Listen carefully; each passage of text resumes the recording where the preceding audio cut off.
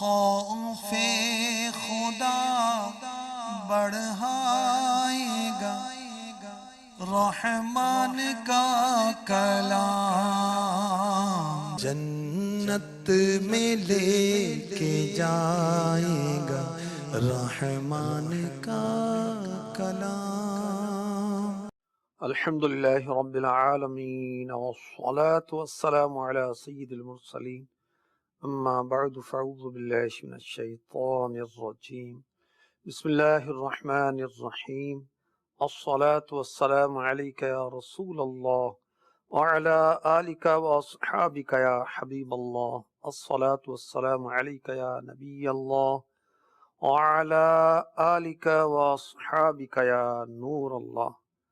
نور کے پیکر، نبیوں کے سرور، دو جہاں کے تاجور، صلی اللہ علیہ وسلم کا فرمان روح پرور، بے شک جبریل امی علیہ السلام نے مجھے بشارت دی، خوشخبری سنائی، جو آپ صلی اللہ تعالی علیہ وسلم پر درود پاک پڑھتا ہے اللہ پاک اس پر رحمت بھیجتا ہے، جو آپ پر سلام پڑھتا ہے اللہ پاک اس پر سلامتی بھیجتا ہے۔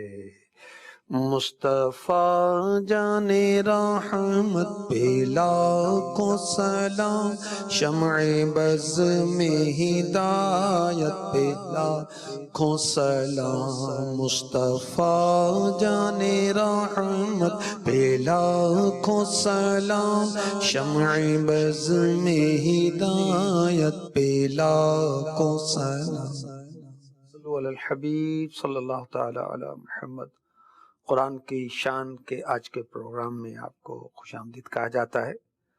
قرآن کی ایک شان یہ بھی ہے کہ اس کے اندر علم میں طب، میڈیکل کا علم بھی ہے، بلکہ یہ کہا گیا کہ یہ تو سارا علم طب آدھی آیت کے اندر موجود ہے۔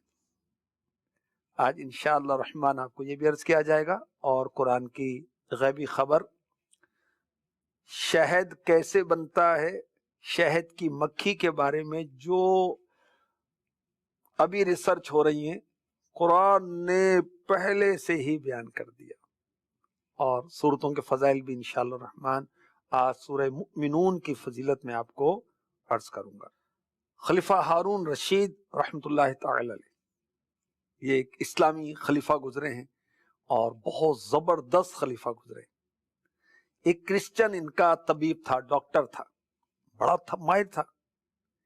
ایک مرتبہ علی بن حسین واقد رحمۃ اللہ تعالی علیہ سے کہا کہ علم دو طرح کا ہے، علم ادیان یعنی مذاہب، ریلیجن کا علم، اور علم ابدان یعنی بدن کے بارے میں علم۔ تم مسلمانوں کی کتاب قرآن پاک میں کوئی علم طب بھی ہے؟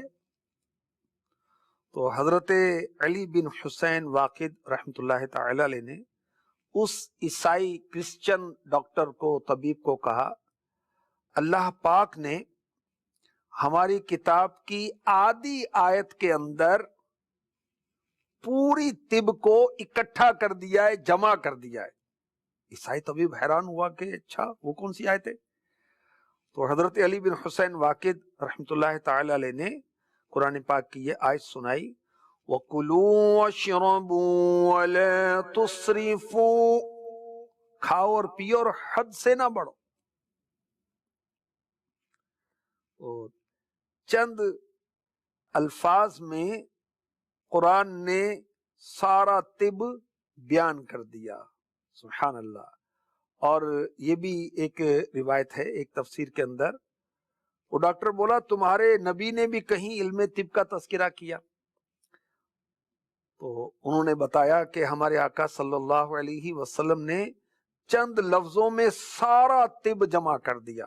ارشاد فرمایا معدہ، اسٹمک بیماریوں کا گھر ہے، اور پرہیز سارے علاجوں کا سر ہے یعنی بنیاد ہے، بدن کے ہر حصے کو اس کا حق دو۔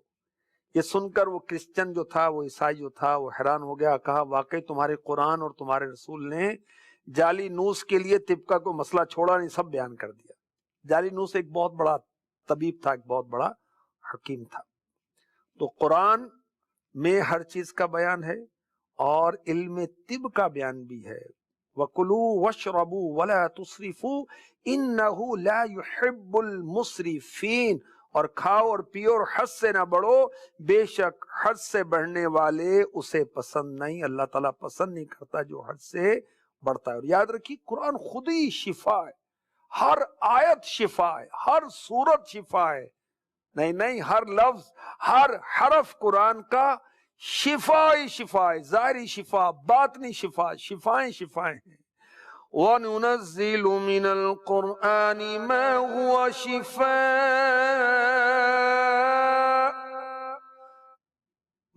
هُوَ شِفَاءٌ وَرَحْمَةٌ لِّلْمُؤْمِنِينَ وَلَا يَزِيدُ الظَّالِمِينَ إِلَّا خَسَارًا۔ اور ہم قرآن میں اتارتے ہیں وہ چیز جو ایمان والوں کے لیے شفا اور رحمت ہے، اور اس سے ظالموں کو نقصان ہی بڑھتا ہے۔ تو قرآن شفا ہے، ظاہری امراض کی، باطنی امراض کی، گمراہی کی شفا، جہالت کی شفا۔ قرآن برے عقیدوں سے شفا دلاتا ہے، قرآن برے اخلاق سے شفا دلاتا ہے، اور قرآن شیطان سے بچاتا ہے۔ ایک ایک حرف برکات کا خزینہ اور خزانہ، آسیب بھی دور ہوتے ہیں۔ جی ہاں، قرآن پاک کی تلاوت کی جائے تو آسیب بھی بھاگ جاتا ہے، سورہ بقرہ کی تلاوت گھر میں کی جائے شیطان بھاگ جاتا ہے، آیت الکرسی شریف پڑھی جائے تو جو سوتے وقت پڑھے گا صبح تک اس کی حفاظت ہوگی، بلکہ روایت میں اس کے پڑوسی کی بھی حفاظت ہوگی۔ ایک آیت الکرسی شریف، اللہ اکبر۔ تو قرآن پاک کے اندر شفائیں ہیں۔ وہ بخاری شریف کی حدیث پاک کا خلاصہ پچھلے ایک سلسلے میں بھی عرض کیا تھا کہ صحابہ کرام چند سفر پر تھے اور ایک سردار اس کو بچھو نے کاٹ لیا، تو صحابی رسول نے سورہ فاتحہ پڑھ کر دم کی تو اللہ تعالیٰ نے اس کو شفا عطا فرما دی۔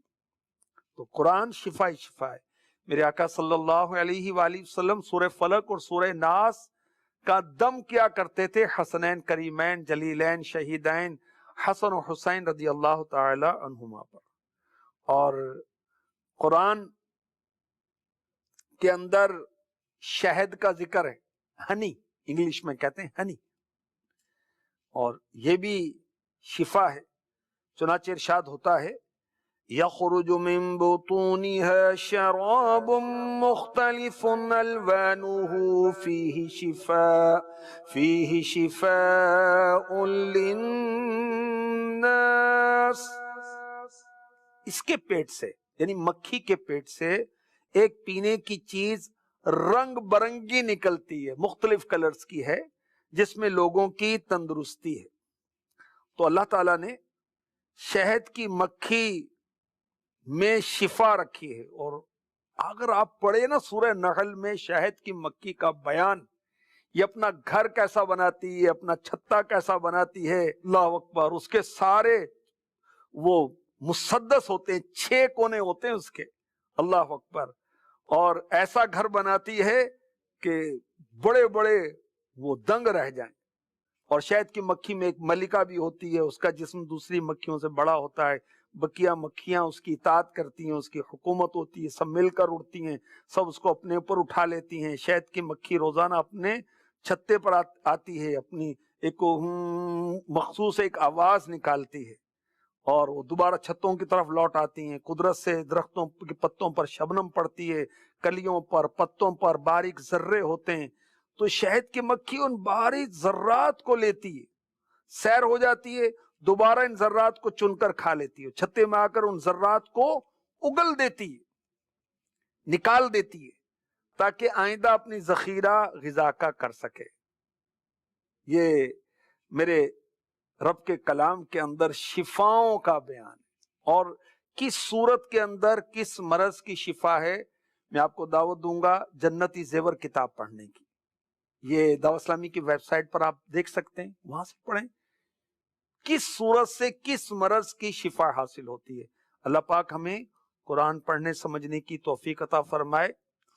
ہے شفا ہی شفا قرآن کی شان بہترین دوا قرآن کی شان کوئی مشکل جو آئے تلاوت کرو کوئی مشکل جو آئے تلاوت کرو دور ہو ہر وبا قرآن کی شان مرحبا مرحبا قرآن کی شان ہے کلام خدا قرآن کی شان لا ریب منزل من اللہ کلام ہے یہ وحی خدا مرحبا مرحبا ہے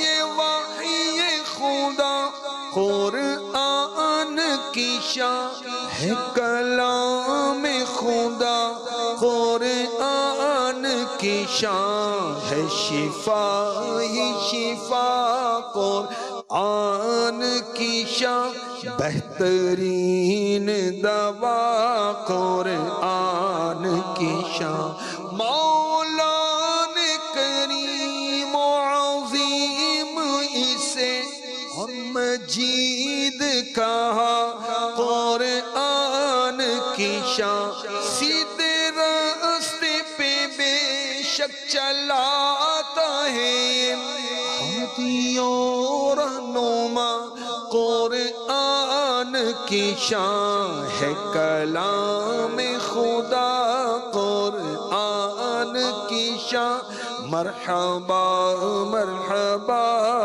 قرآن کی شان ہے مجید کہا قرآن کی شان ہے یہ رب مبین کی کتاب مبین ہے یہ رب مبین کی کتاب مبین رب نے واضح کہا قرآن کی شان ہے شفا ہی شفا قرآن کی شان بہترین دوا قرآن کی شان اس سلسلے کا دوسرا سیگمنٹ قرآن کی غیبی خبریں. آج ایک انوکھی غیبی خبر بتاتا ہوں. شہد کی مکھی شہد کیسے بناتی؟ یہ کچھ صدیاں پہلے انسان کو پتا چلا کہ شہد کی مکھی شہد کیسے بناتی ہے، اور قرآن جو میرے آقا علیہ الصلوۃ والسلام پر 1400 سال کم و بیش پہلے نازل ہوا، اس میں پہلے سے ہی بتا دیا گیا. کیا بتایا گیا؟ يخرج من بطونها شراب مختلف ألوانه فيه شفاء للناس. اس کے پیٹ سے ایک پینے کی چیز رنگ برنگی نکلتی ہے جس میں لوگوں کی تندرستی ہے، لوگوں کے لیے شفا ہے. اور اللہ کی شان ہے کہ شہد کی مکھی کے جسم کے اندر یہ پھولوں کا رس، یہ پھلوں کا رس وغیرہ وہ چوستی ہے تو وہ جا کر شہد میں تبدیل ہو جاتا ہے. پھر وہ اپنے جو سیلز ہیں، جو چھتا ہے، وہاں جا کر اس کو نکالتی ہے. تو شہد اصل میں شہد کی مکھی کے پیٹ سے بنتا ہے، اور قرآن نے اسے پہلے ہی بیان کر دیا. یہ شفا ہے. قرآن نے کب بیان کیا؟ ویسے تو قرآن ازلی ابدی ہمیشہ سے ہے، ہمیشہ کے لیے ہے، لیکن نزول قرآن کے بعد کا معاملہ دیکھیں کہ 1400 سال کم و بیش ہو گئے. 1441 سن ہجری چل رہا ہے. میرے آقا علیہ الصلوۃ والسلام نے مکے سے مدینے ہجرت کی، وہ تو سن ہجری کا آغاز، اس کو 1441واں سال ہے. 1441 سال ہو گئے. اللہ اکبر. اور اب جا کے سائنس نے ریسرچ کی کہ شہد جو نا زخم کو ٹھیک کرتا ہے، تو قرآن نے تو پہلے کہہ دیا اس کے اندر شفا ہے. اس شہد کے اندر مرہم جیسی جراثیم کش اینٹی سیپٹک جس کو کہتے ہیں کہ یہ شہد جو اینٹی سیپٹک ہے. اب بھی بعض ڈاکٹر زخم پر شہد لگاتے ہیں کیونکہ شہد جو نا اینٹی سیپٹک ہے، اور شہد کے اندر اللہ کی یہ شان ہے کہ یہ زخموں پر باندھا جائے نا، نشان نہیں پڑتا زخم کا. شہد شفا ہے اور جراثیم کش ہے، جراثیم کو ختم کرتا ہے، فنگس کو ختم کرتا ہے، پھپوندی وغیرہ نہیں لگتی. اور کتنے لوگوں نے اس سے علاج کیا، اور اس کے اندر اور چیزیں بھی ہیں. اللہ کی شان ہے، شہد کے ساتھ ساتھ اور چیزیں بھی ہیں. اللہ پاک ہمیں قرآن پڑھنے کی، سمجھنے کی توفیق عطا فرمائے. اب سورتوں کے فضائل کی طرف بڑھتے ہیں، جو اس سلسلے کا تیسرا سیگمنٹ ہے. سورہ مؤمنون یہ 18ویں پارے کی سورت ہے اور 18ویں پارے کا اسٹارٹ ہے. اس میں مومنوں کو کن چیزوں میں کامیابی حاصل ہوگی اس کا بیان ہے. اوصاف اور آخرت میں جن پر جزا دی جائے گی اس کا بیان ہے. تو اسی مناسبت سے سورت کا نام رکھا گیا ہے سورہ مؤمنون. حضرت یزید بن بابنوس رضی اللہ تعالی عنہ سے مروی ہے، بی بی عائشہ صدیقہ طیبہ طاہرہ عابدہ زاہدہ رضی اللہ تعالی عنہ سے انہوں نے عرض کی، اے ام المؤمنین، ہمیں حضور کے اخلاق بتائیں کیسے تھے صلی اللہ تعالی علیہ وآلہ وسلم. ارشاد فرمایا، حضور اقدس صلی اللہ تعالی علیہ وسلم کا خلق قرآن تھا. پھر فرمایا تم سورہ مؤمنون پڑھتے ہو تو پڑھو. انہوں نے، حضرت یزید بن بابنوس رضی اللہ تعالی عنہ نے قد افلح المؤمنون سے لے کر 10 آیتیں پڑھی. تو بی بی عائشہ صدیقہ رضی اللہ تعالی عنہ نے فرمایا رسول اللہ صلی اللہ تعالی علیہ وآلہ وسلم کے اخلاق ایسے ہی تھے. یہ حدیث کی کتاب مستدرک، اس کی حدیث نمبر ہے 5333، 5333. سورہ مؤمنون کے اندر اللہ تبارک و تعالیٰ نے اپنی وحدانیت بیان کی ہے، نبوت اور رسالت کے ثبوت بیان کیے ہیں، موت کے بعد جو زندہ کیا جائے گا اس کے دلائل بیان کیے ہیں. اور اس سورت کے اسٹارٹ میں ابتدا میں 7 اوصاف بیان کیے گئے جو مومنوں کو کامیاب کریں گے اور جس کی جزا کی صورت میں اعلیٰ جنت الفردوس حاصل ہوگی. سورہ مؤمنون میں اللہ تبارک و تعالی نے یہ بیان کیا کہ آسمانوں کو اللہ تعالیٰ نے بغیر کسی سابقہ مثال کے پیدا کیا. یہ باغات، نباتات کی نشو و نما آسمان کے پانی سے، یعنی بارش سے ہوتی ہے. انسان کے فائدے کے لیے اللہ تعالیٰ نے جانور پیدا کیے، سواریوں کو مسخر کیا، تابع کیا. اس کا بیان بھی سورہ مؤمنون کے اندر ہے. مشرکین کی طرف سے جو تکلیفیں میرے آقا علیہ الصلوۃ والسلام کو پہنچیں، تو اپنے حبیب صلی اللہ علیہ وسلم کو تسلی دینے کے لیے اللہ پاک نے حضرت نوح علیہ السلام کا واقعہ بیان کیا. اسی صورت کے اندر حضرت ہود علیہ السلام کا واقعہ، حضرت موسیٰ علیہ السلام کا واقعہ، حضرت ہارون علیہ السلام کا واقعہ، حضرت عیسیٰ علیہ السلام اور ان کی والدہ بی بی مریم رضی اللہ تعالی عنہا کے واقعات بھی بیان کیے گئے. اس صورت میں کفار مکہ کو عذاب کی وعید سنائی گئی. اس صورت کے اندر انسان پر جو نعمتیں اللہ تعالیٰ نے نازل کی، جو عطا فرمائیں، اس کے ذریعے سے نصیحت کی گئی. مرنے کے بعد دوبارہ اٹھنے کا انکار کرنے والوں کا رد کیا گیا. قیامت کے روز حساب کے وقت جو شدت ہوگی، ہولناکیاں ہوں گی، اس کا بیان کیا گیا. قیامت کے دن لوگوں کے 2 گروہ ہوں گے، سعادت مند اور بدبخت، دونوں گروہوں کا اس کا ذکر کیا گیا. اور اس دن یعنی قیامت کے دن نسب فائدہ نہیں دے گا. کفار دنیا کی طرف لوٹ جانے کی اور نیک اعمال کی تمنا کریں گے کہ یا اللہ میں دنیا میں دوبارہ بھیج دے. یہ سورہ مؤمنون میں بیان کیا گیا. کفار مسلمانوں پر ہنستے تھے، مسلمانوں کا مذاق اڑاتے تھے، تو کفار کو سرزنش کی گئی اور ان سے دنیا میں ٹھہرنے کی مدت کے بارے میں سوال کیا گیا. جو بتوں کی پوجا کرتے ہیں ان کے خسارے اور نیک اعمال کرنے والے اہل ایمان کی نجات اور ان پر اللہ تعالیٰ کی رحمت اور مغفرت کا بھی ذکر خیر اس سورہ مؤمنون میں کیا گیا. اللہ تبارک و تعالی ہمیں کثرت تلاوت کی توفیق عطا فرمائے اور اسے پڑھنے کے ساتھ ساتھ سمجھنے کی اور عمل کرنے کی بھی سعادت عطا فرمائے. اور جو قرآن پاک پڑھ رہے ہیں ان کی حوصلہ افزائی کرنے کی توفیق عطا فرمائے، اپنے بچوں کو حافظ قرآن بنائیں، اور دعوت اسلامی جو قرآن پاک کی تعلیمات کو عام کر رہی ہے اس کا ہاتھ بٹانے اور اس کی مالی مدد اور مورلی اس کی مدد کرنے کی اللہ تعالیٰ ہمیں توفیق عطا فرمائے، آمین بجاہ نبی الامین صلی اللہ تعالی علیہ وسلم۔ خوف خدا بڑھائے گا رحمان کا کلام، جنت میں لے کے جائے گا رحمان کا کلام۔